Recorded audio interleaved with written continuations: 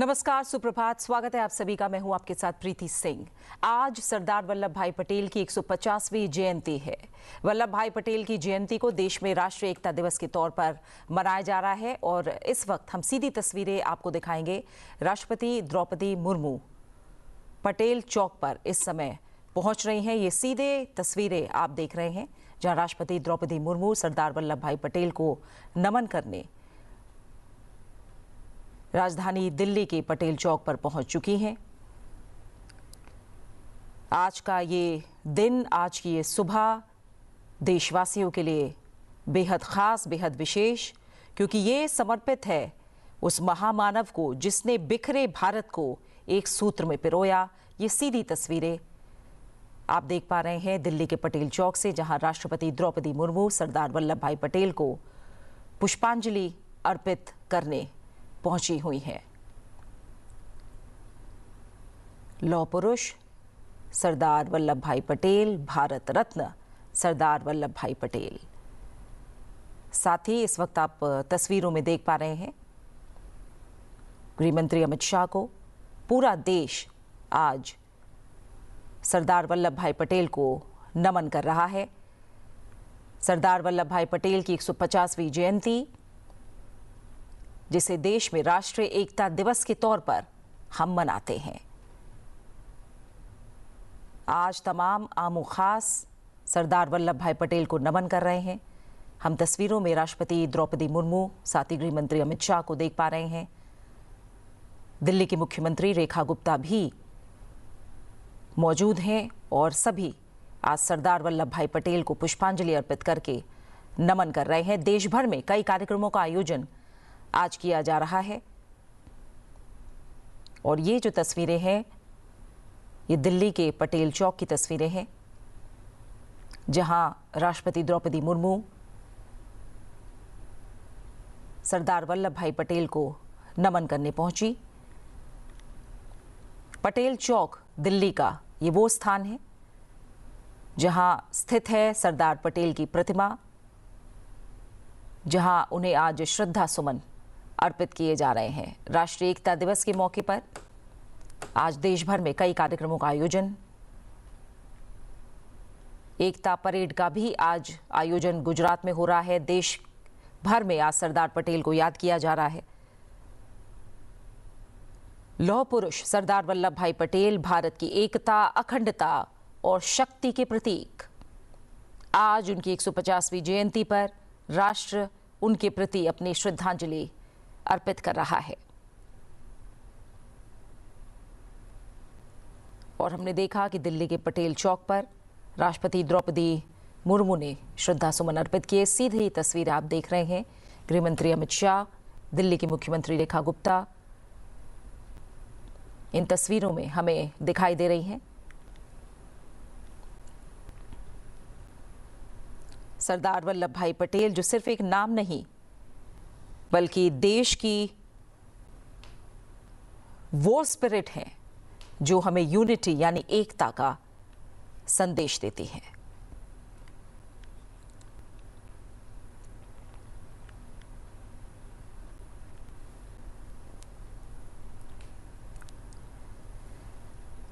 हम साफ तौर पर देख पा रहे हैं कि आज देश भर में सरदार वल्लभ भाई पटेल को याद किया जा रहा है, उन्हें पुष्पांजलि अर्पित की जा रही है और हर पुष्प की पंखुड़ी मानो एक संदेश दे रही है, एक भारत श्रेष्ठ भारत। सरदार वल्लभ भाई पटेल ने आजादी के बाद 550 से ज्यादा रियासतों को एक करने का जो अद्भुत काम किया, वो भारत के इतिहास का सबसे बड़ा चमत्कार ही कहा जा सकता है।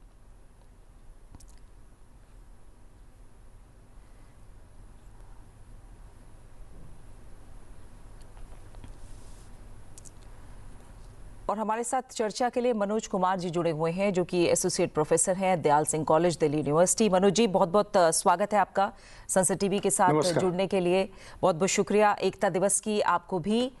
बहुत सारी शुभकामनाएं। थोड़ा सा आज के दिन को अगर हम समझें, आज हम जान रहे हैं पूरे दिन कार्यक्रम है, एकता दिवस हम मना रहे हैं। सबसे पहले जो युवा आज ये देख और सुन रहे हैं, उनके लिए क्या संदेश होगा क्या कहेंगे आप सबसे पहले? देखिए प्रीति जी, सबसे पहले तो मैं आपके इस चैनल के माध्यम से पूरे आपको भी और आपके पूरे संसद टीवी को मैं एकता दिवस की बधाई देता हूं, क्योंकि आज हम लोग जिस भारत में और आधुनिक भारत में बैठ के जो बात कर रहे हैं, तो अगर इसका दीजिए तो इसका शुरुआत करने वाले सरदार पटेल साहब ही थे। और जिस तरीके से स्वतंत्रता के पहले तो ऑब्वियस था कि हम सब जानते थे कि भारत ब्रिटिशर्स के कंट्रोल में काम करता था, लेकिन स्वतंत्रता के बाद से जिस प्रकार की चुनौतियां हमारे कैबिनेट मिशन ने क्रिएट करके गए और उसका निराकरण जिस तरीके से सरदार पटेल साहब ने किया, वो शायद मुझे लगता है कि आज का जो भारत है उसको भारत को बनाने में, उस भारत को एकीकरण करने में, अगर उस विजन और उस गोल का अगर सबसे ज्यादा किसी का योगदान है तो सरदार पटेल साहब का है। लेकिन आप समझ सकते हैं कि आज भारत जिस तरीके से नॉर्थ से लेके साउथ तक और ईस्ट से लेके वेस्ट तक एक संवैधानिक प्रक्रिया से चल रहा है, और उस संवैधानिक प्रक्रिया को एग्जिस्ट कराने में और खास करके जो प्रशासनिक जो ढांचा है उसको संचालन करने में सरदार पटेल साहब का अहम योगदान है, क्योंकि भारत एक विविधताओं वाला देश रहा है। और आप समझ सकते हैं कि इसको एक्सटर्नल फोर्सेस शुरू से ही भारत को तोड़ने का प्रयास किया है, और उसी के तहत उन्होंने जिस तरीके से जब जो माउंटबेटन जो योजना था, उस योजना के तहत लगभग 562 रियासतों को जिस तरीके से फ्री हैंड दे दिया गया कि वो पाकिस्तान में जाएं या फिर अपना अलग स्वतंत्र राष्ट्र घोषित करें, तो ये घटना आप सोच के आप समझ सकते हैं कि क्या स्थिति होती है अगर इस तरीके की चीजों को अगर नहीं सरदार पटेल साहब एकीकरण करते, तो आज भारत कितने टुकड़ों में बटा होता, तो शायद हम लोग कल्पना भी नहीं कर सकते। तो मुझे लगता है कि आज के युवाओं के लिए और आज के भारत, चूंकि 140 करोड़ की जो जनसंख्या है और उसमें जिस प्रकार से हमारे देश के नेतृत्व प्रधानमंत्री मोदी जी के द्वारा जो पिछले 11 साल से किया जा रहा है, और उन्होंने जब से 2014 में आने के बाद से सरदार पटेल साहब को लेके जिस तरीके से भारतीय जनमानस में और पूरे विश्व में जिस तरीके से उन्हें स्थापित किया है, उनकी योजनाओं को लेके, उनके काम को लेके, वो चाहे स्टेच्यू ऑफ लिबर्टी हो या उनके किए हुए जो भी कार्य थे जिससे भारत मजबूत हुआ है, एक भारत श्रेष्ठ भारत की जो कल्पना थी सरदार पटेल साहब की, उसको अगर आगे लेके जा रहे हैं तो हमारे देश के प्रधानमंत्री जी लेके जा रहे हैं। और उसी के आधार पे सबका साथ सबका विकास की जो नीति है वो कहीं न कहीं सरदार पटेल के विचारों से पूरी तरीके से प्रभावित दिखते हैं। और ऑब्वियस है कि मोदी जी भी गुजरात से ही बिलोंग करते हैं, और गुजरात का भारतीय एकीकरण में और खास करके स्वतंत्रता संग्राम में बहुत ही अहम योगदान रहा है, क्योंकि उस भूमि ने बहुत सारे ऐसे योद्धा पैदा किए जो आज नेशनल यूनिटी के लिए हम सब जाने जाते हैं। तो मुझे लगता है कि आज का ये दिन पूरे भारतवासियों के लिए और खास करके युवाओं के लिए पढ़ने का, समझने का दिन है कि किस प्रकार से आज भारत पिछले 78 सालों में अपने संवैधानिक प्रक्रिया को अपनाते हुए पटेल साहब के जो विजन थे उसको लेके चलते हुए आज और भारत सुदृढ़ हो रहा है। और इतना ही नहीं, अंतर्राष्ट्रीय स्तर पे भी आप देख सकते हैं कि भारत जिस प्रकार से अर्थव्यवस्था के मामले में हो या विदेश नीति के मामले में हो, जिस तरीके से अपना प्रचार प्रसार और जिस तरीके से एक धमक बनाया है, मुझे लगता है कि ये भारत की मजबूती का एक सबसे अच्छा एग्जाम्पल सेट हुआ है, क्योंकि हम इतिहास से हमेशा सीखते हैं। और भारत का जो इतिहास रहा है बहुत ही गौरवपूर्ण इतिहास रहा है, लेकिन बीच के कुछ कालखंड में जिस प्रकार से भारत के इतिहास को, भारत के जो हमारे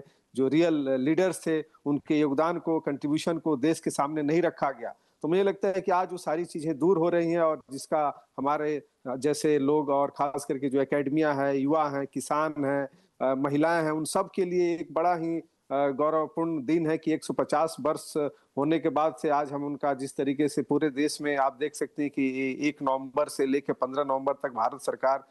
के द्वारा एक कार्यक्रम आयोजन किया गया है, जो जिसमें सरदार पटेल साहब को लेके गांव-गांव तक पहुंचना है, किस तरीके से उनका जो कंट्रीब्यूशन रहा है देश के एकीकरण करने में। इवन जो आज का जो ब्यूरोक्रेसी है भारत का, उस ब्यूरोक्रेसी को अगर सही वास्तव में उसका असली जो पोजीशन बनाया, उसमें सरदार पटेल साहब का बड़ा योगदान है। क्योंकि प्रीति जी, एक चीज हमें समझना चाहिए कि यही ब्यूरोक्रेसी अंग्रेजों के समय में हमारे लोगों के ऊपर अत्याचार करता था, लेकिन ये एक बड़ा ही विडंबना स्थिति थी कि किस प्रकार से हम ब्यूरोक्रेसी को कंट्रोल कर सकते हैं। तो उसमें पटेल साहब का जो विजन था, जिस प्रकार से उन्होंने, चूंकि भारत के पहले उप प्रधानमंत्री के रूप में और गृह मंत्री के रूप में जिस प्रकार से उन्होंने एक साँचा तैयार किया ब्यूरोक्रेसी का, जिसके चलते आज भारत का जो प्रशासनिक ढांचा है, जो उसका एक हायरार्किकल सिस्टम है, उसमें कहीं न कहीं उनकी विजन को आज हमको देखने को मिलता है। और उसी के कारण आज भारत की ब्यूरोक्रेसी जिस तरीके से अकाउंटेबल, गुड गवर्नेंस के माध्यम से जानी जाती है, तो इन सब सारी चीजों को लेकर मुझे लगता है कि पटेल साहब को आज के दिन याद करना और युवाओं को जानना बहुत ही जरूरी है। जी बिल्कुल। और मनोज जी, सरदार पटेल को लौह पुरुष कहा गया, तो लौह पुरुष के रूप में हम उन्हें जानते हैं, लेकिन एक तरह से उनके व्यक्तित्व में सिर्फ कठोरता नहीं थी, बहुत गहरी संवेदना भी थी। कैसे हम देखते हैं उनके नेतृत्व को उस दौर में? देखिए प्रीति जी, किसी भी व्यक्ति को जब उपाधि दिया जाता है तो वो उपाधि आसानी से नहीं मिलता। उसके पीछे बहुत सारे परिश्रम होते हैं, बहुत सारे उनके कार्य होते हैं। तो अगर सरदार पटेल साहब के राजनीतिक जीवन को हम देखें तो 1928 में उन्होंने जो बारडोली सत्याग्रह किया था, उसी के समय से वो पूरे भारत के समक्ष उपस्थित हुए और उनके वहाँ के सत्याग्रह में वहाँ की महिलाओं ने ही उन्हें सरदार के नाम से उपाधि दी और उसी के बाद से वो पूरे देश में जाने गए और महात्मा गांधी के एक समझिए कि बिल्कुल ही मतलब उनके एक शिष्य के रूप में उन्होंने उनके साथ कदम से कदम मिलाया और उनके हर डिसीजन को माना। और जिस प्रकार से उन्होंने इस देश में, चूंकि हम सब जानते हैं कि जो डाइवर्सिटी है, उस डाइवर्सिटी को वो अगर प्रशासनिक तरीके से और जिस तरीके से उस समय जो अंग्रेजों के द्वारा जो अत्याचार किया जा रहा था, उस मूवमेंट को लीड करने के लिए जिस प्रकार के लोग चाहिए थे और पूरे भारत को एक सांस लेके चलने वाला, तो मुझे लगता है कि सरदार पटेल साहब ने बड़े ही बखूबी से इन सब सारी चीजों को निभाया और इसी के चलते आज उन्हें हम लौह पुरुष के नाम से भी जानते हैं। क्योंकि वो उनका अगर आप देख लीजिए तो एक बड़े ही कन्विक्शन के साथ काम करते थे और बहुत ही ऑनेस्ट थे और इसके एक से एक एग्जाम्पल मिल जाएंगे। उनकी जो राजनीतिक यात्रा है, अगर उस यात्रा को अगर हम लोग स्टडीज करें तो हमें लगता है कि आज के नेताओं को भी और आज के युवाओं को भी उनके जीवन से प्रेरणा लेनी चाहिए। क्योंकि भारत ही एक ऐसी धरती है जहाँ पे इस तरीके के महापुरुष पैदा लिए हैं और उन्होंने अपने काम के द्वारा जिस प्रकार से पूरे भारत ही नहीं बल्कि पूरे विश्व को एक मैसेज दिया कि किस प्रकार से बिल्कुल अव्यवस्था होने के बावजूद कैसे व्यवस्थित करना है, उसमें उन्होंने अपने प्रशासनिक और अपने जो उनकी जो क्षमता है उसको बड़े अच्छे तरीके से इस देश के सामने प्रस्तुत किया और इसीलिए आज हम सब उन्हें लौह पुरुष के नाम से जानते हैं। उनको जो जो काम दिया गया स्वतंत्रता आंदोलन के समय में और इवन स्वतंत्रता के बाद भी जिस प्रकार से उनको उनके सामने जो जो चुनौतियां आई, उस चुनौतियों को उन्होंने बड़े ही तरीके से हैंडल किया और उन्होंने ही ये दिखाया कि जरूरत पड़ने पे सिर्फ बात से ही काम नहीं चलता है, हमें कलम भी चलाना चाहिए। तो मुझे लगता है कि इसके बहुत सारे ऐसे एग्जाम्पल्स हैं, वो चाहे आप समझ सकती हैं जब हैदराबाद और जम्मू कश्मीर और खास करके जूनागढ़ जैसे जो प्रांत थे, जो कि जब उन्होंने लगभग 550 से ज्यादा देशी रियासतों को भारत में सम्मिलित करा लिया, उस समय 2-3 ऐसे रियासत थे जो भारत में सम्मिलित नहीं होना चाहते। तो आप समझ सकती हैं कि इसके पीछे जो एक्सटर्नल फोर्सेज और पाकिस्तान और की जो महत्वाकांक्षा थी जिस प्रकार से, तो उसको बड़े ही अच्छे तरीके से सरदार पटेल साहब ने एक्सिक्यूट किया और भारत का एक हिस्सा बनाया, जिसके चलते आज हम जिस भारत की बात करते हैं, जिस भारत की कल्पना करते हैं, वो एक बड़ा ही वैभवपूर्ण भारत दिखता है। तो उसमें सरदार पटेल साहब के कंट्रीब्यूशन को हम इग्नोर नहीं कर सकते हैं। जी बिल्कुल। और जब हम इन 562 रियासतों को जोड़ने की बात कहते हैं तो मनोज जी इसको थोड़ा सा समझाइए, क्यों उस दौर में इतना मुश्किल था और क्यों ये सिर्फ एक राजनीतिक प्रक्रिया नहीं थी बल्कि एक भावनात्मक और रणनीतिक प्रक्रिया भी हम इसे कह सकते हैं, और क्यों इसे इतना चुनौतीपूर्ण माना गया जैसे सरदार पटेल ने कर दिखाया? देखिए प्रीति जी, एक चीज तो हमें समझना होगा कि 200 साल से ज्यादा लगभग ब्रिटिशर्स ने हम पे रूल किया और जब वो लोग गए तो आप समझ सकते हैं कि उस समय ब्रिटेन के जो प्रधानमंत्री थे इटली थे और इटली ने ही माउंट बेटन को भेजा कि भारत का इंडिपेंडेंस देने की बात हो रही थी। जिस प्रकार से यहाँ पे महात्मा गांधी के द्वारा और उस समय जो भी हमारे जो फ्रीडम फाइटर्स जिस तरीके से एजिटेशन कर रहे थे, तो आप समझ सकते हैं। और दूसरा कारण सेकेंड वर्ल्ड वार के बाद से जिस प्रकार से ब्रिटेन कमजोर हुआ, तो मुझे लगता है कि उस समय की जो वस्तु स्थिति थी, जो उस समय की तत्कालिक परिस्थिति थी, वो कहीं ना कहीं भारत के पक्ष में था। और उस समय जिस प्रकार का एक नेशनल मूवमेंट शुरू हुआ, तो इन ब्रिटिशर्स ने एक बड़ी ही सोची समझी रणनीति के तहत भारत को डिवाइड करने का प्रयास किया। क्योंकि आज आप देख सकते हैं कि वो कितने विजनरी थे, चाहे माउंट बेटन हो या कैबिनेट मिशन में जो लोग भी आए हुए थे, उन लोगों ने पाकिस्तान का जिस तरीके से एक बीजारोपण किया कि जिसका आज भी दंश हम भारत झेल रहा है। तो आप समझ सकती हैं कि उनका क्या विजन था और जिस प्रकार से ब्रिटिशर्स यहाँ से छोड़ के गए भारत को, तो उनका यही एम्बिशन था कि आने वाले 10 से 15 सालों में भारत लगभग 100 हिस्सों में बंट जाएगा। और इसीलिए उन्होंने जाने के समय, चूंकि हम सब जानते हैं कि भारत एक विविधताओं का देश था, हमारे बहुत सारे जो राजा थे, जो हमारे जो प्रोविंसेस थे, वो लगभग 562 से 565 थे। लेकिन उस समय उनको एक फ्रीडम जिस तरीके से दिया गया अंग्रेजों के द्वारा कि अगर आप चाहें तो भारत के साथ जा सकते हैं या पाकिस्तान के साथ जा सकते हैं या आप इंडिपेंडेंट नेशन बन सकते हैं। तो आप समझ सकती हैं कि किस प्रकार का ये जो उनका जो विजन था अंग्रेजों का, किस तरीके से तोड़ने वाला था। तो उस स्थिति को तोड़ने के लिए, उस स्थिति से बचने के लिए उस समय के जो हमारे नेतृत्वकर्ता थे सरदार पटेल साहब ने जिस प्रकार से उस भूमिका का निर्वहन किया, तो उसी निर्वहन के तहत चलते आज भारत का जो एकीकरण है, जो भारत की जो यूनिटी जो हम बात करते हैं, जो खास करके इंडिया का जो फेडरल स्ट्रक्चर है, वो कहीं ना कहीं उसी योजना का देन है, जिसके माध्यम से हमने इसको बड़े ही अच्छे तरीके से एग्जीक्यूट किया। और आज पूरा भारत, चाहे केंद्र सरकार हो या राज्य सरकार हो, वो भारत के फेडरल स्ट्रक्चर के और संविधान के हिसाब से चल रहा है। जी बिल्कुल। और अब आज का भारत, मनोज जी, जो कि 2047 का एक विजन, एक टारगेट लेकर चल रहा है, विकसित भारत। अब जब आज के भारत की हम बात कर रहे हैं, वो किस दिशा में बढ़ रहा है? क्या कहा जाए कि सरदार पटेल का जो विजन था, कहीं ना कहीं उसकी झलक हमें साफ दिखाई देती है? सड़क, रेल, रक्षा, डिजिटल और स्टार्टअप्स के क्षेत्र में जो नई ऊर्जा हमें एक तरह से दिख रही है, क्या ये उसी राष्ट्रीय एकता की बुनियाद पर कहीं ना कहीं टिकी है जो सरदार पटेल ने देखी थी? बिल्कुल बिल्कुल, आपने बिल्कुल सही कहा, क्योंकि देखिए इसके पहले के इतिहास को हमें जानना होगा। क्योंकि जिस प्रकार से आज भारत का जो लोकतांत्रिक व्यवस्था जो चल रहा है, वो चाहे प्रशासनिक व्यवस्था हो या न्यायिक व्यवस्था हो या पार्लियामेंट्री सिस्टम, सब हमने ब्रिटेन से ही लिया है, और जो हमारे कॉलोनियल मास्टर्स थे वही देखे गए। लेकिन आप इससे अंदाजा लगा सकती हैं कि पूरे साउथ एशिया रीजन में जिस प्रकार से पिछले 75-78 सालों में भारत ने उसी विधायिका, कार्यपालिका और न्यायपालिका के माध्यम से जिस प्रकार से हमने डे बाई डे अपने लोकतांत्रिक प्रक्रिया को मजबूत किया है, जिस प्रकार से आज हम विश्व में लगभग चौथी अर्थव्यवस्था बन चुके हैं। और पिछले 11 सालों में 2014 के बाद से आप देख सकती हैं कि भारत की जो विदेश नीति है, जिस तरीके से आज हम पूरे विश्व के सामने खड़े हुए हैं, वो आप इसका पूरा भारत ही नहीं बल्कि पूरा विश्व इस चीज को देख रहा है। तो कहीं ना कहीं सरदार पटेल साहब का जो विजन था, उस व्यवस्था को जो एक्सेप्ट करने का आजादी के बाद जिस तरीके से इन लोगों ने अडॉप्ट किया और जिसको एग्जीक्यूट किया, उसी एग्जीक्यूशन को लेके आज की जो वर्तमान सरकार है मोदी जी के नेतृत्व में, जिस प्रकार से इन सारे जो हमारे बोलते हैं कि भारत एक विश्व का सबसे बड़ा लोकतांत्रिक देश है, लेकिन इस लोकतांत्रिक देश को बनाने में इंस्टीट्यूशन का बहुत बड़ा इंपॉर्टेंट रोल होता है। और इंस्टीट्यूशन के साथ साथ जो विजनरी लोग होते हैं, जो विजनरी हमारे नेतृत्व करते हैं, वो डे बाई डे किस प्रकार से भारत की चुनौतियों को पूरे विश्व के सामने उसका रिजॉल्व कर रहे हैं और एक विश्व में स्थापित कर रहे हैं। तो ऑब्वियस है कि जिस प्रकार की योजनाएं भारत सरकार बना रही है, उस योजनाओं में सरदार पटेल साहब का जो विजन था, जो गोल था, वो समाहित होते हुए दिख रहा है। और इसीलिए आज आप देख सकती हैं कि जिस प्रकार से बिल्कुल समाज में बैठे हुए अंतिम व्यक्ति के बारे में सोच के प्लानिंग किया जाता है और उसका एक्सक्यूशन किया जा रहा है। आप देख सकते हैं जिस प्रकार से स्टैच्यू ऑफ लिबर्टी को जो बनाया गया, वो विश्व का सबसे बड़ा स्टैच्यू है और उसको सबसे कम समय में लगभग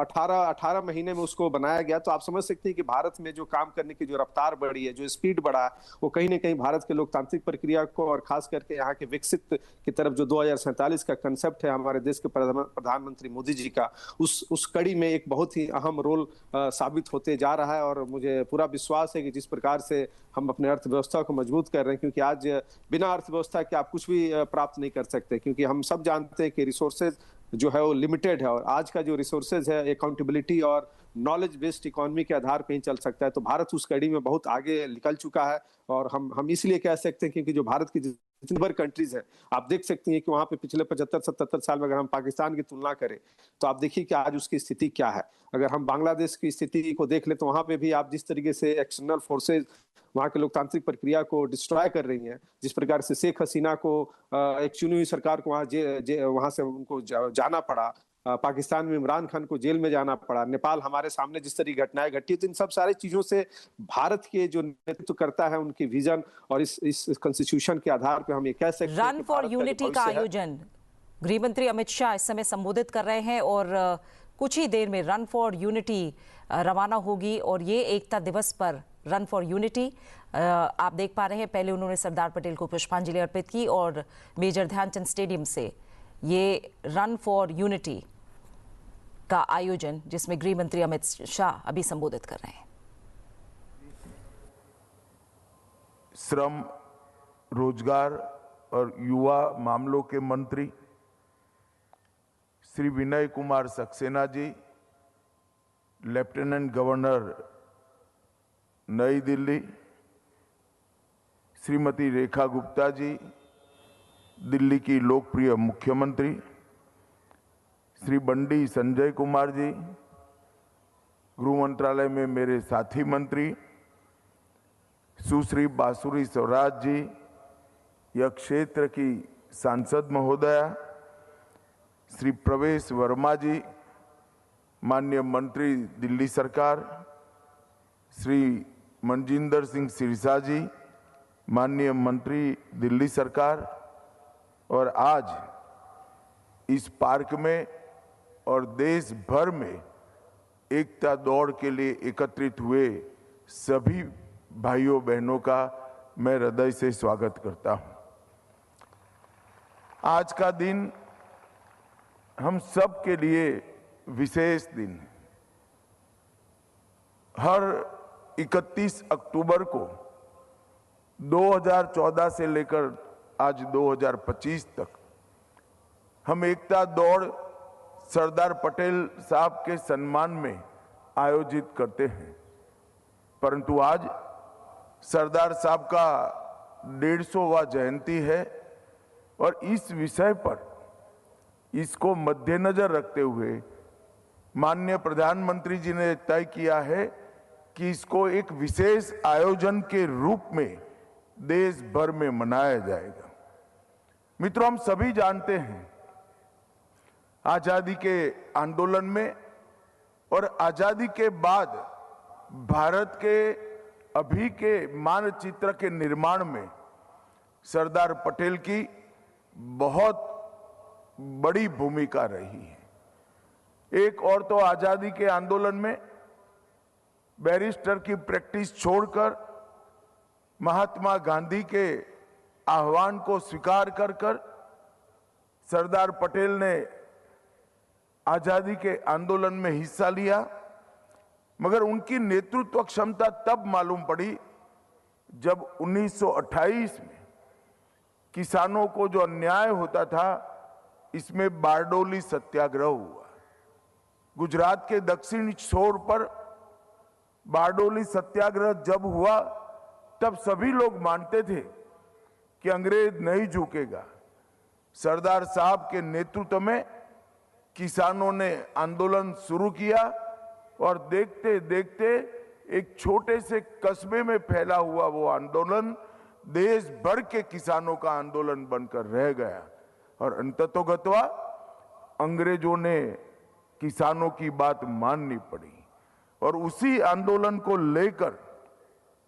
महात्मा गांधी ने वल्लभ भाई पटेल को सरदार वल्लभ भाई पटेल का उपनाम लिया और वहीं से वल्लभ भाई पटेल सरदार पटेल बने। आजादी के बाद अंग्रेजों ने देश को 562 छोटी बड़ी रियासतों में बांटने का काम किया।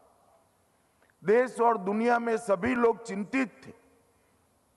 कि 562 रियासतों में बटा हुआ भारत किस प्रकार से एक अखंड भारत बन सकता है, परंतु सरदार पटेल की कुनेही थी, उनकी दृढ़ता ही थी, उनकी क्षमता ही थी कि बहुत कम समय में सभी 562 रियासतों को एकजुट कर आज का भारत का मानचित्र, आज का नक्शा सरदार पटेल के कारण बना और इसी काम ने आज के भारत की नींव रखी। काठियावाड़ की कुछ रियासतें, भोपाल, जूनागढ़, जोधपुर, त्रावणकोर और हैदराबाद, ये सभी राज्यों ने अलग अलग प्रकार के प्रयास किए, प्रपंच भी किए कुछ लोगों ने, मगर सरदार पटेल की लौह दृढ़ता ने इस सभी का समन करते हुए एक अखंड भारत की रचना की और उसमें एक ही चीज छूट गई थी, धारा 370 से कश्मीर हमारे साथ जुड़ना, पूर्ण रूप से जुड़ना बाकी रह गया था। तो नरेंद्र मोदी जी ने सरदार साहब का वो काम भी पूरा कर दिया और आज अखंड भारत हमारे सामने है। जब आजादी का दिन था, सभी लोग तिरंगा फहराने में व्यस्त थे। उस वक्त सरदार साहब नेवल वॉरशिप को मॉनिटर कर रहे थे और उस वक्त लद्दाख किसके पास जाएगा ये बहुत बड़ा मसला था। और समय पर नेवी को लद्दाख पर भेजकर झंडा फहराकर लक्षद्वीप, समय पर नेवी को लक्षद्वीप भेजकर झंडा फहराकर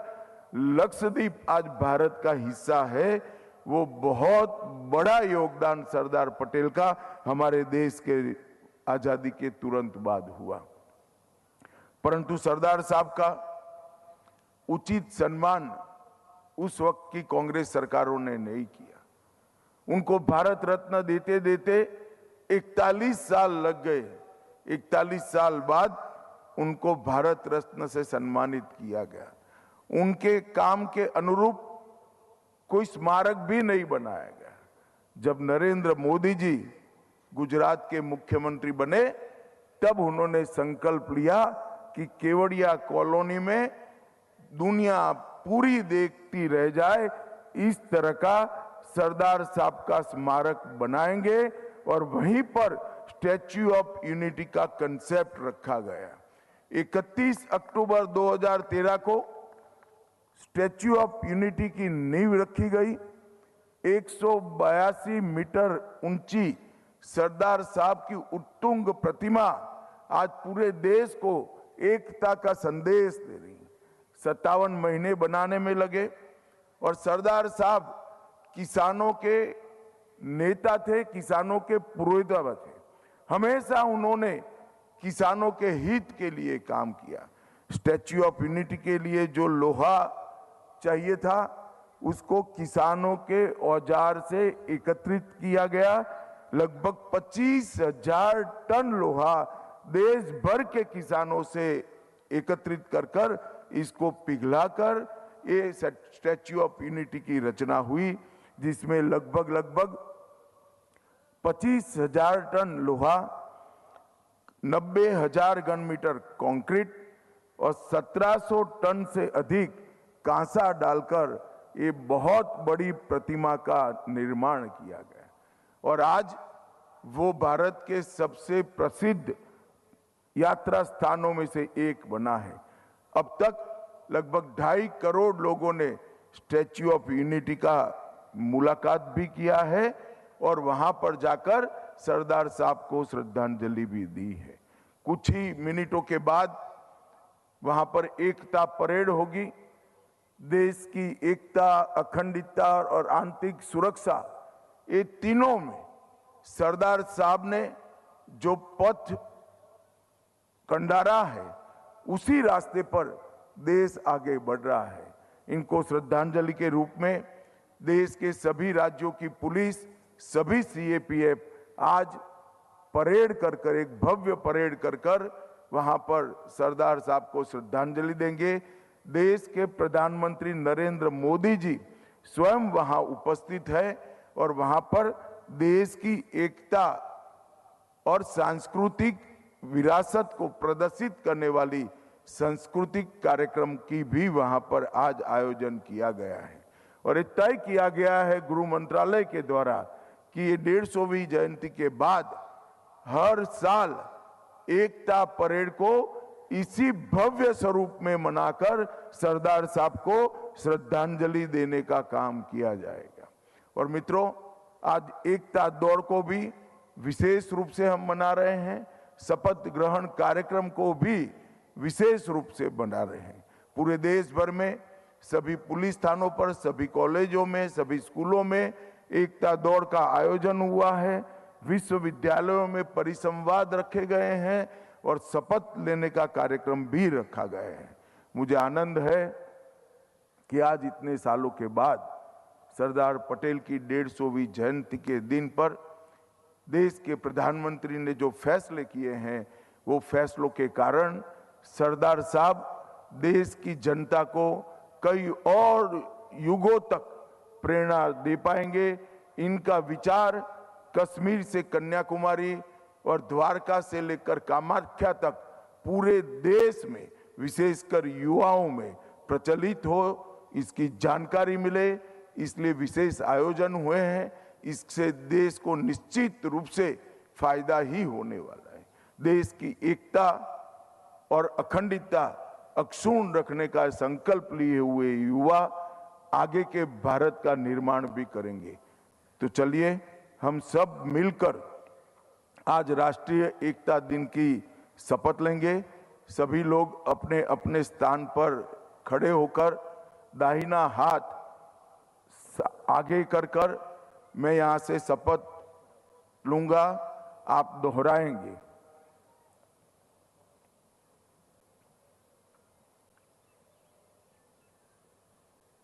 मैं सत्य निष्ठा से शपथ लेता हूं कि मैं राष्ट्र की एकता, अखंडता और सुरक्षा बनाए रखने के लिए स्वयं को समर्पित करूंगा और अपने देशवासियों के बीच यह संदेश फैलाने का भरसक प्रयास करूंगा। मैं यह शपथ अपने देश की एकता की भावना से ले रहा हूं, जिसे सरदार वल्लभ भाई पटेल की दूरदर्शिता एवं कार्यों द्वारा संभव बनाया जा सका। मैं अपने देश की आंतरिक सुरक्षा सुनिश्चित करने के लिए अपना योगदान करने का भी सत्य निष्ठा से संकल्प करता हूं। मेरे साथ बोलिए, भारत माता की वंदे वंदे। बहुत बहुत धन्यवाद माननीय आपके ऊर्जमय संबोधन के लिए। और अब मैं निवेदन कर तो ये सीधी तस्वीरें दिल्ली के मेजर ध्यानचंद स्टेडियम से, जहां गृह मंत्री अमित शाह मौजूद हैं, तमाम केंद्रीय मंत्री, और हम देख पा रहे हैं मनोहर लाल खट्टर तस्वीरों में हैं, दिल्ली की मुख्यमंत्री रेखा गुप्ता मौजूद हैं और साथ ही प्रवेश वर्मा भी मौजूद हैं। गृह मंत्री अमित शाह ने सरदार वल्लभ भाई पटेल की 150वीं जयंती पर उन्हें याद किया, उन्हें नमन किया और साथ ही सभी को देश की एकता, अखंडता और सुरक्षा को लेकर शपथ दिलाई है। साथ ही गृहमंत्री अमित शाह ने ऐलान किया कि सरदार पटेल की जयंती पर अब हर साल एक परेड का आयोजन किया जाएगा। यानी जो 150वीं जयंती है, 150वीं जयंती है, उससे इस परेड का शुभारंभ होगा, शुरुआत होगी और उसके बाद हर साल इस परेड का आयोजन एकता दिवस के मौके पर, सरदार वल्लभ भाई पटेल की जयंती के मौके पर किया जाएगा। और ये जो परेड है वो 31 अक्टूबर को निकाली जाएगी। इस परेड में क्या खास होगा? इस परेड में अर्धसैनिक बल हिस्सा लेंगे, केंद्रीय सशस्त्र बलों के साथ ही अलग अलग राज्यों की पुलिस टीमें भी इसमें शामिल होंगी। और रन फॉर यूनिटी, आज रन फॉर यूनिटी का आयोजन देश भर में किया जा रहा है और एकता का संदेश लेकर हर कोई आज रन फॉर यूनिटी के लिए जोश और उत्साह के साथ दिखाई दे रहा है। देश के अलग अलग कोनों में, अलग अलग कॉलेजों, स्कूलों से लेकर अलग अलग जिलों में रन फॉर यूनिटी का आयोजन, जिसे अब झंडी दिखाकर रवाना किया है गृह मंत्री अमित शाह ने। साथ ही केंद्रीय मंत्री मनोहर लाल खट्टर भी मौजूद हैं, दिल्ली की मुख्यमंत्री रेखा गुप्ता भी हमें दिखाई दे रही हैं। साथ ही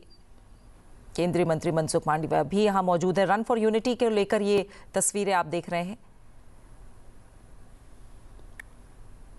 रन फॉर यूनिटी का आयोजन दिल्ली से तस्वीरें आप देख रहे हैं, लेकिन रन फॉर यूनिटी यानी एकता दौड़ का आयोजन देश के कोने कोने में, हर जिले में किया गया है सरदार वल्लभ भाई पटेल की 150वीं जयंती के मौके पर। साथ ही एक खास परेड भी आज से हर साल एकता दिवस के मौके पर निकाली जाएगी। इस परेड में अर्धसैनिक बल हिस्सा लेंगे, केंद्रीय सशस्त्र बलों के साथ ही विभिन्न राज्यों की पुलिस टीमें भी इस परेड का हिस्सा बनेंगी। गृह मंत्री अमित शाह ने सरदार वल्लभ भाई पटेल के बलिदान को याद किया और कहा कि बिना किसी प्रचार और यश की अपेक्षा के बगैर देश के लिए जीवन कैसे जिया जाता है, सरदार वल्लभ भाई पटेल उसका उदाहरण थे। सरदार वल्लभ भाई पटेल की 150वीं जयंती, लौह पुरुष सरदार वल्लभ भाई पटेल, भारत रत्न सरदार वल्लभ भाई पटेल, जिनकी जयंती को देश में राष्ट्रीय एकता दिवस के तौर पर मनाया जा रहा है। देश भर में कई कार्यक्रमों का आयोजन है, जिनमें से रन फॉर यूनिटी यानी एकता दौड़ भी इसका एक हिस्सा है।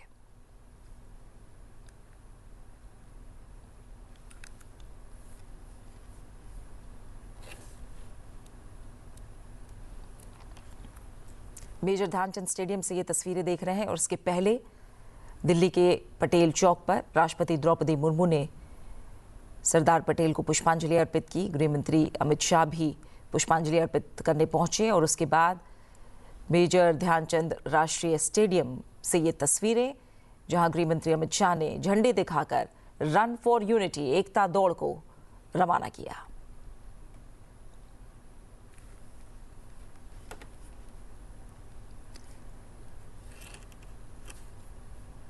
देश भर में इस दौड़ का आयोजन किया गया है। अलग अलग कार्यक्रम हैं जो अलग अलग राज्यों में हो रहे हैं। प्रधानमंत्री नरेंद्र मोदी 2 दिवसीय गुजरात दौरे के दौरान केवड़िया में कुछ ही पलों में स्टैच्यू ऑफ यूनिटी पर सरदार पटेल को पुष्पांजलि अर्पित करेंगे। आज का ये दिन पूरे देश के लिए बेहद खास, बेहद विशेष। ये दिन समर्पित उस महामानव को जिसने बिखरे भारत को एक सूत्र में पिरोया, लौह पुरुष सरदार वल्लभ भाई पटेल, भारत की एकता, अखंडता और शक्ति के प्रतीक। और इसी एकता का संदेश लेकर आज रन फॉर यूनिटी का आयोजन देश के अलग अलग राज्यों, अलग अलग जिलों में, दिल्ली में रन फॉर यूनिटी को झंडे दिखाकर रवाना किया गृह मंत्री अमित शाह ने। और इसके पहले उन्होंने एकता दिवस पर सभी को राष्ट्रीय एकता, अखंडता और सुरक्षा की शपथ दिलाई।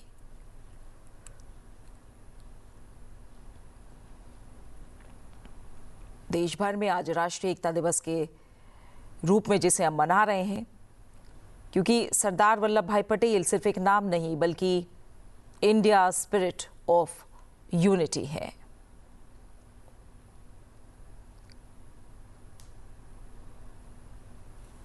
इससे पहले प्रधानमंत्री नरेंद्र मोदी ने भी ट्वीट के जरिए लोगों से अपील की, माफ कीजिएगा एक्स पर उन्होंने अपील की है, अलग अलग सोशल मीडिया प्लेटफॉर्म पर अपील की गई है प्रधानमंत्री नरेंद्र मोदी की तरफ से भी कि रन फॉर यूनिटी में ज़्यादा से ज़्यादा संख्या में लोग जुड़ें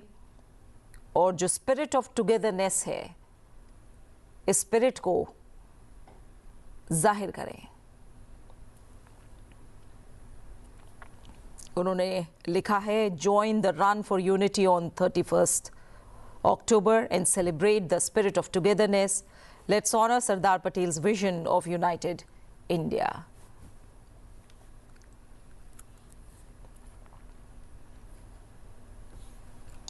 और हमारे साथ चर्चा के लिए मनोज कुमार जी लगातार बने हुए हैं। मनोज जी,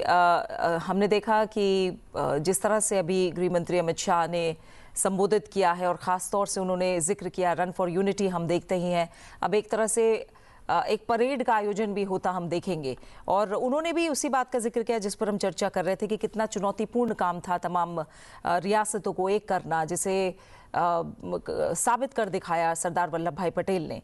जो ये आयोजन है, इन्हें आप किस तरह से देख रहे हो और इन आयोजनों का होना आज के समय में, खासकर जैसे मैंने शुरू में भी जिक्र किया था, युवाओं को ये बात याद दिलाने के लिए कितना ज़रूरी है, कितना अहम है? देखिए प्रीति जी, किसी भी देश का जब विकास होता है तो उसमें उस देश के महापुरुष का और उसके इतिहास की बड़ी ही भूमिका होती है। और शायद मैं पहले भी अपने वक्तव्य में कहा कि कुछ कालखंड में आज़ादी के बाद से हमारे देश के बहुत सारे ऐसे महापुरुष थे जिनको बिल्कुल इग्नोर कर दिया गया था। लेकिन आज जिस प्रकार से अभी की जो वर्तमान सरकार उन सारे योद्धाओं को निकाल के खोज के ला के जिस तरीके से जनता और युवाओं के सामने रख रही है, उससे हमारा एक मनोबल बढ़ता है। और खास करके जो आज का युवा वर्ग है क्योंकि हमें पता है कि पूरे विश्व में भारत में ही सबसे ज्यादा युवा वर्ग है, और जिस देश का युवा नेतृत्व करने वाला हो और जिस देश में युवा के पास एक विजन हो, जिसके पास एक ग्लोरियस हिस्ट्री हो, तो मुझे लगता है कि वो जो भारत का जो कंसेप्ट है कि हमें 2047 तक विकसित भारत बनना है, तो उसमें बहुत ही अहम कड़ी साबित होगा। और अभी हमारे देश के गृह मंत्री अमित शाह जी ने जिस प्रकार से उनके योगदान को बताया, तो मुझे लगता है कि मैं आपके इस चैनल के माध्यम से सरदार पटेल साहब को, हर युवाओं को पढ़ना चाहिए, क्योंकि उनके समय जो तत्कालिक परिस्थितियों में जो उनके साथ काम करने वाले लोग थे, उन्होंने बहुत अच्छे अच्छे बुक्स लिखे हैं जिसमें उनकी सारी कार्यों का वर्णन किया गया है। उनका एक Gandhi his life and thoughts जो जेबी कृपलानी के द्वारा लिखा गया है, उसको पढ़ने के बाद से आपको लगेगा कि उस समय की जो वर्तमान चुनौतियों को सरदार पटेल साहब ने कैसे दूर किया। उसी प्रकार से मौलाना आजाद का था आज़ादी की कहानी, और उसी क्रम में जो हमारे देश के जो father of nation Mahatma Gandhi के जो पोते हैं, उन्होंने सरदार पटेल एक समर्पित जीवन नाम से एक बुक लिखी है राजा राम मोहन गांधी ने। वो बड़ी ही आप समझ सकते हैं कि उस समय की चुनौतियों को बड़े ही अच्छे तरीके से बिल्कुल प्राइमरी सोर्स के आधार पे उसका वर्णन किया गया है, जो कि आज के युवाओं को और देश के नागरिकों को जरूर पढ़ना चाहिए, जिससे कि हम अपने देश की जो हमारी चुनौतियां हैं, जो समस्याएं रही हैं, उसको और आगे इस तरीके की स्थिति न घटे। तो शायद हमें लगता है एक और इसी में मैं कहना चाहूंगा, जिसको हम मिल्क मैन के नाम से जाने जाते हैं, वर्गीस कुरियन, उन्होंने भी अपनी बुक में जो आई टू हेड ऑफ ड्रीम में बड़े अच्छे से सरदार पटेल साहब के जीवन को प्रकाशित किया है। और एक चीज और जो सबसे इम्पोर्टेंट है कि आज हम सब देखते हैं कि जिस प्रकार से 75-77 साल तक जे.एंड.के जम्मू कश्मीर की जो समस्या थी, पटेल साहब उस समय देश की आज़ादी के समय में नेहरू को जो उन्होंने एक सुझाव दिया था, जो हमारे उस समय के देश के तत्कालीन प्रधानमंत्री थे, लेकिन उन्होंने इस बात को नहीं माना और वो माउंटबेटन के कहने पे चले गए यूनाइटेड नेशन ऑफ ऑर्गेनाइजेशन में। आप उसी के तहत आप देख सकते हैं कि आज जाके हम जम्मू कश्मीर को, अभी हमारे देश के गृह मंत्री ने जिस तरीके से बताया कि उसको शामिल किया गया, तो ये शायद और बहुत पहले हो जाता था, हो सकता था, लेकिन उसको उन्होंने नहीं किया। और उसको रामचंद्र गुहा ने अपने बुक में बड़े अच्छे तरीके से लिखा है कि बाद में नेहरू को इस चीज को संसद में एक्सेप्ट करना पड़ा कि पटेल साहब ने जो चीजें हमें कही थी, अगर हम उसको मान लिए रहते तो शायद आज जो जम्मू कश्मीर की जो समस्याएं शायद इतनी नहीं बढ़ती। तो मुझे लगता है कि इस तरीके के महापुरुषों के की जो जीवन गाथा, उसको हम सभी को पढ़ना चाहिए, सभी को जानना चाहिए। और सरकार की एक बहुत बड़ी भूमिका होती है कि इस तरीके के लोगों को किस तरीके से हम लेके बाहर आए और जनता के सामने रखें। तो मुझे लगता है कि उसी कड़ी में आज की जो वर्तमान सरकार है, जो नरेंद्र मोदी जी के द्वारा नेतृत्व में चलाई जा रही है, क्योंकि एक चीज और इसमें ऐड करना चाहूंगा, आप देखिए कोविड के बाद से जो देश के लगभग 80 करोड़ लोगों को जो फूड प्रोवाइड किया जा रहा है, वो कहीं ना कहीं सरदार पटेल साहब के ही विजन का था, क्योंकि उनका सपना था कि भारत देश में कोई भूखा न रहे। तो मुझे लगता है कि उनकी सारी चीजों को आज की सरकार बड़े ही तरीके से डे बाय डे अपनी योजनाओं के माध्यम से एक्सक्यूट कर रही है, जिसके चलते ये जो भारत का जो विकसित भारत का जो कंसेप्ट है, तभी हम इसको पूरा कर पाएंगे। और उसी कड़ी में आज का ये जो दिन है, जो जिसके लिए हम नेशनल यूनिटी ऑफ डे के रूप में मना रहे हैं, और अब तो हर भारत सरकार और गृह मंत्रालय ने इसकी घोषणा कर दी कि 31 अक्टूबर को प्रत्येक साल इस तरीके का आयोजन किया जाएगा। तो मुझे लगता है कि ये भारत के युवाओं के लिए और भारत की जो 140 करोड़ की जो जनता, उनके लिए बहुत ही मील का पत्थर साबित होगा, क्योंकि जब तक हम अपने विरासत को, लेगेसी को सही तरीके से नहीं जानेंगे, समझेंगे, तब तक शायद हम अपने जो सामने जो चुनौती है उससे हम बच नहीं पाएंगे। तो मुझे लगता है कि उसी कड़ी में आज की जो वर्तमान इन सब सारी चीजों को जी एक्सक्यूशन कर रही है। जी बिल्कुल। और तस्वीरें हम कुछ ही पलों पहले की देख रहे हैं, जब सुबह सुबह राष्ट्रपति द्रौपदी मुर्मू दिल्ली के पटेल चौक पर सरदार वल्लभ भाई पटेल को पुष्पांजलि अर्पित करने पहुंची। और मनोज जी, जब हम बात कर रहे हैं जो सरदार पटेल का विजन, उनकी सोच, उनकी विचारधारा और भारत को लेकर एक तरह से जो सपना था, उसे हम किस तरह से आज लक्षित परिलक्षित होता देख रहे हैं, तो सरदार पटेल ने कहा था कि मेरे लिए हर भारतीय, चाहे वो किसी भी राज्य का हो, एक ही है। और आज हम एक जिस तरह से नारा सुनते हैं प्रधानमंत्री नरेंद्र मोदी के नेतृत्व में, एक भारत श्रेष्ठ भारत, तो इसे किस तरह से परिलक्षित होते आप देख रहे हैं, किस तरह से ये भावना नीतियों में झलक रही है, खासतौर से जब भारत को साथ लेकर आगे बढ़ने, और जैसा मैंने कहा था कि विकसित भारत के सपने को साकार करने की बात होती है, तो एक भारत श्रेष्ठ भारत का नारा किस तरह से इसे देख रहे हैं सरदार पटेल के विजन के साथ जोड़ते हुए? आज के जो सरकार है, वर्तमान सरकार है, जो मोदी जी के द्वारा चलाई जा रही है, उसमें उनके जीवन पे आप देखिए तो इन सारे जो हमारे महापुरुष है उनका बहुत ही गहरा प्रभाव है, और उसी नीतियों को लेकर आगे बढ़ते हैं। तो वही पटेल साहब का जो एक भारत श्रेष्ठ भारत का जो कंसेप्ट है, उसी के आधार पे आप देख सकते हैं कि पूरे भारत का एकीकरण करने के लिए जिस प्रकार से योजनाओं के माध्यम से हर चीजों को जोड़ा जा रहा है, और इवन अभी आप देख सकते हैं कि वन नेशन वन इलेक्शन की बात हो रही है, एक भारत एक श्रेष्ठ की बात हो रही है। हम भाषाओं के आधार पर जिस तरीके से पूरा भारत में एक आप समझ सकते हैं कि लैंग्वेज का कितना रिच कैपिटल है भारत का, उसके आधार पे हम जिस तरीके से अभी नेशनल एजुकेशन पॉलिसीज के माध्यम से जिस प्रकार से हर राज्य को, चूंकि हमें पता है कि संविधान ने इसे स्टेट लिस्ट में डाल रखा है, ये कॉन्करेंट लिस्ट का सब्जेक्ट है एजुकेशन के माध्यम से जिस तरीके से इसको एक्सक्लूशन किया जा रहा है, तो मुझे लगता है कि ये सब सारी इन्हीं सब चीजों को ध्यान में रख के किया जा रहा है। क्योंकि जब तक हम अपने आंतरिक स्थिति को और जब तक पूरे हर व्यक्ति को एक साथ जोड़ेंगे नहीं, तब तक भारत की जो जो भारत का जो एक पूरे विश्व में जो उसका एक ऐतिहासिक दृष्टिकोण है, उसको हम जब तक प्रस्तुत नहीं करेंगे तब तक शायद हम इस चीज को प्राप्त नहीं कर सकते। और इसीलिए अभी आप देख सकते हैं कि जितनी भी योजनाएं हैं सरकार की, उस योजनाओं में इन सब सारी चीजों को बड़े ही अच्छे तरीके से समाहित किया गया है। क्योंकि भाषा एक बहुत ही इंपॉर्टेंट हो जाता है किसी भी राज्य के लिए, क्योंकि हम देखते हैं कि भारत का जो फेडरल स्ट्रक्चर है उसमें राज्यों के सामने एक अलग प्रकार की चुनौतियां है, केंद्र की एक अलग चुनौती है, लेकिन उन सबको दोनों को सामंजस्य बैठाना, उनका कोऑर्डिनेशन करना, तो मुझे लगता है कि ये सारी चीजें कहीं ना कहीं उसी दिशा में आगे बढ़ रही है, जिसके माध्यम से आज भारत जो हम अपने अर्थव्यवस्था के मामले में जो अपने आप को सुदृढ़ कर रहे हैं, वो चाहे हम आप देख लीजिए जो हम स्पेस में भी जिस तरीके से हम अपने आप को स्थापित कर रहे हैं, इवन डिफेंस सेक्टर में जिस तरीके से स्थापित कर रहे हैं। तो आज का ये जो दिन है, चूंकि सुरक्षा बहुत ही इंपॉर्टेंट है किसी भी राज्य के लिए, क्योंकि हम जब सुरक्षा में जहां हमने जब कमजोर हुए तब तक हमारे ऊपर बाहरी ताकतों ने इसका फायदा उठाया है। तो मुझे लगता है कि इन सब सारी चीजों को ध्यान में रखते हुए सरदार पटेल साहब की जो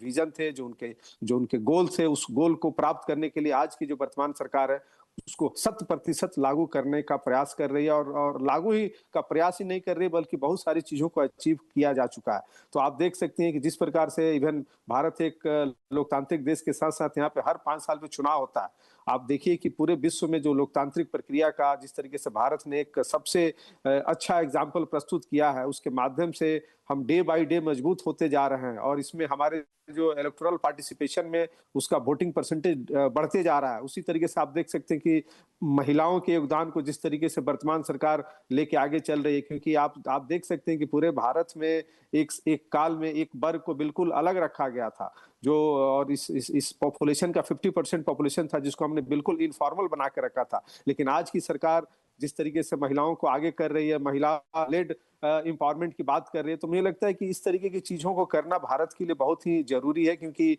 अगर हम 2047 में विकसित भारत बनने का जो कंसेप्ट है, क्योंकि जब तक हम इनफॉर्मल चीजों को फॉर्मल नहीं करेंगे तब तक शायद हम इस चीज को प्राप्त नहीं कर सकते। और इसीलिए आप देखिए कि वर्तमान सरकार ने 33% महिला रिजर्वेशन को भी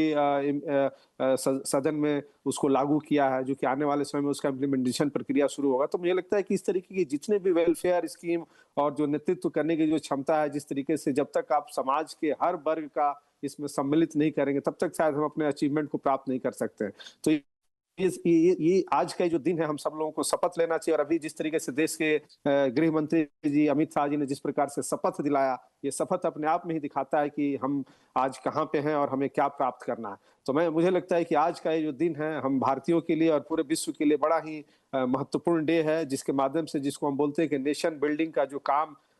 आजादी के बाद से शुरू किया गया, उस बीच के कालखंड में शायद हम किसी कारणवश से, राजनीतिक कारण से हम इस चीज को प्राप्त नहीं कर सके, जिसको आज की सरकार कर रही है। तो मुझे लगता है कि अगर इसी प्रक्रिया को अगर हम आगे बढ़ाते रहे तो वो शायद हो सकता है कि 2047 से पहले हम अपने इन जो एजेंडा है उसको प्राप्त कर लें। जी मनोज जी, बहुत बहुत शुक्रिया आपका हमारे साथ जुड़ने के लिए, इस तमाम चर्चा के लिए बहुत बहुत शुक्रिया आपका। तो सरदार पटेल ने कहा था कि हमारी एकता ही हमारी सबसे बड़ी ताकत है। तो आज जब हम उनके 150वें जन्मदिवस पर उन्हें नमन कर रहे हैं, हमें ये स्मरण रखना होगा कि एकता सिर्फ शब्द नहीं है, हमारी राष्ट्रीय पहचान है। और कुछ ही समय में हम फिर से जुड़ेंगे statue of unity Kevadia Gujarat से, जहां प्रधानमंत्री नरेंद्र मोदी पहुंचेंगे, सरदार पटेल को पुष्पांजलि श्रद्धांजलि अर्पित करेंगे और देश को संबोधित करेंगे। कुछ ही पलों में हम एक बार फिर से आपके साथ जुड़ेंगे और सरदार पटेल का ये संदेश हमें बार बार याद दिलाता है कि भारत एक विचार है जिसे ना कोई झुका सकता है, ना कोई मिटा सकता है। तो आइए इस भावना के साथ हम आगे बढ़े। एक भारत श्रेष्ठ भारत। फिलहाल रुक रहे हैं एक छोटे से ब्रेक के लिए।